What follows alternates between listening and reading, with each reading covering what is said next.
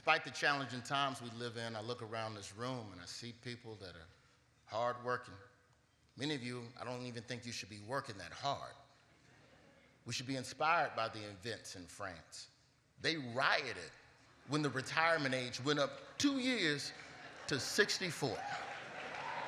They rioted because they didn't want to work till 64. Meanwhile, in America, we have an 80-year-old man begging us for 4 more years of work. Begging. Begging.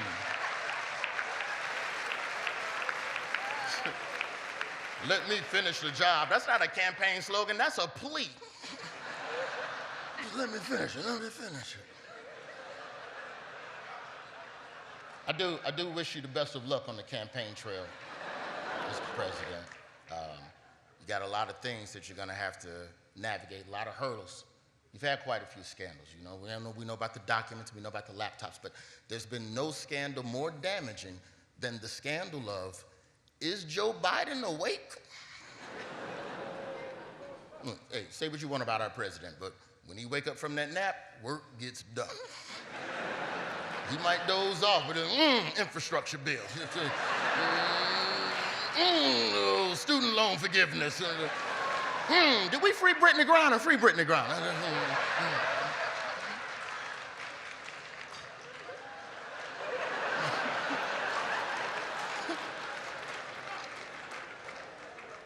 But I think the most insulting scandal to fall to the feet of the Biden administration was placed at the feet of our Madam Vice President. The scandal of, what does Kamala do? Which is a disrespectful question. That's a disrespectful question because nobody ever asked that question of the Vice President until a woman got the job. Nobody asked. I don't know what Mike Pence did. The only thing I know about Mike Pence is that he's really good at playing hide and seek at the Capitol. You gotta be crafty to catch Mike Pence in that Capitol, baby. He'd know all the nooks and crannies.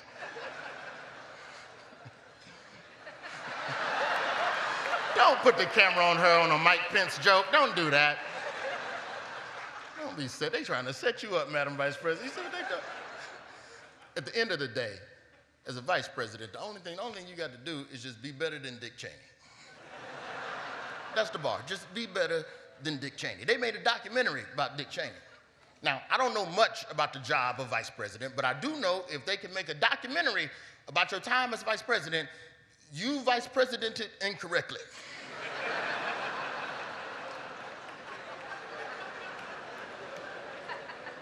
And if a VP's job is really just waiting to step in to save the country in case of emergency, then the job of vice president is a perfect job for a black woman. Shouldn't be, but it is. And whatever you do accomplish, all they're gonna do is just give a man credit for it. Anything you do, the immigration stuff you done knocked out, you done got all this banking and you got the internet down there, you done taken care of all this postpartum stuff, they just gonna give a man credit for what you done. By the way, Mr. President, great job at being the first woman vice president of color. I don't even know how you did that part. Wonderful job. Happy to be here. But tonight is all about you all. The journalists, the defenders of free speech, the people who show truth to the world through different mediums, through television, through print, through radio, through whatever China let us see on TikTok.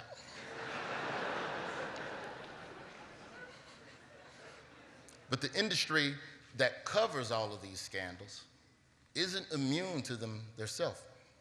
The issue with good media is that most people can't afford that. All the essential, fair, and nuanced reporting, it's all stuck behind a paywall. People can't afford rent, people can't afford food, not healthy food, they can't afford an education, they damn sure can't afford to pay for the truth. Say what you want about a conspiracy theory, but at least it's affordable. I mean, well, unless you Alex Jones, it'll cost you about $900 million. And I understand that we have to put the stuff behind the paywall because creating the truth is important. People can't afford the truth, but you all can't afford to go find the truth for free. The work you do as journalists is important, it's essential, it's dangerous. My father was an embedded reporter on the front lines with black platoons in Vietnam. He was in the South African Soweto riots, he covered that. The Civil War in Rhodesia, which we know today as Zimbabwe. My father came back home and co-founded the National Black Network because he wanted to tell black stories. It's American Urban Radio Networks now, and they've been doing it 50 years, and that's part of what my father wanted to build, you know. And I know it was hard because, you know, black daddies love telling you when something was difficult. They were shooting at me, boy, but I never dropped my tape recorder. My daddy tell war stories like Brian Williams.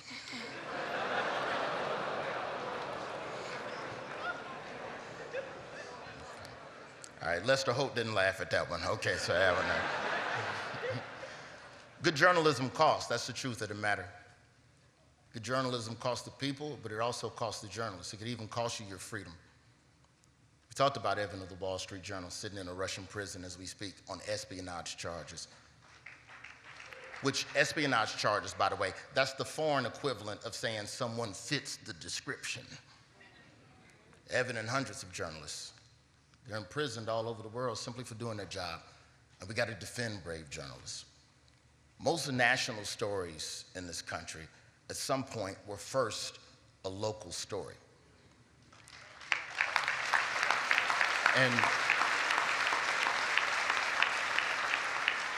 those stories are championed by reporters at outlets that many of them have now folded. And if we can't figure out a way to pay local reporters, then as a country, we're only left with that many more blind spots to where the bull is happening.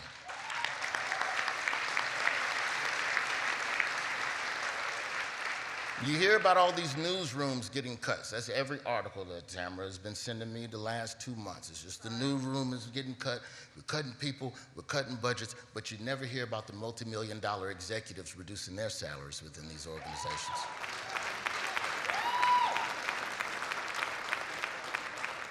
Now, how do we fix this? I don't know, I'm a comedian. I was just up here.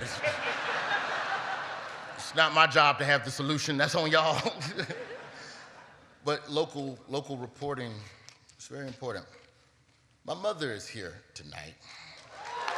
And I know she's furious right now because I'm trying to put on camera, but my mother was amongst a group of black student protesters fighting for equality in the 60s at Delta State University. And that was a dangerous time. But those types of incidents were covered by local reporters, and some of the shame that came from the national embarrassment of treating people inhumanely is part of the pressure that helped to create that type of change. What would have become of my mother and those other protesters if a local journalist wasn't there telling the story? And now it's no different. But thankfully, my mother's story was told. She got to complete her degree at Delta State and continued on to Florida A&M and got another degree. And then, for the last 45 years, has worked at a historically black college as an educator and administrator. And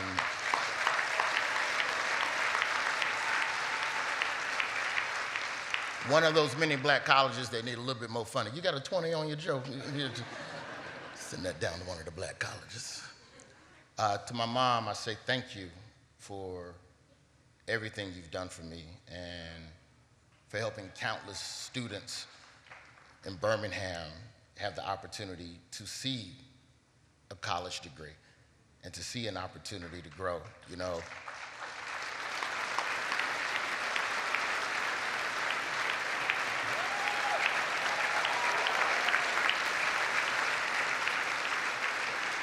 My mother's journey may not have even begun if not for brave journalists who chose to chronicle history in real time.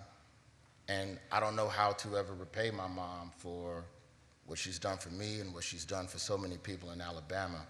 But just know, Mama, if a white billionaire call you and offer to buy your house, please sell it.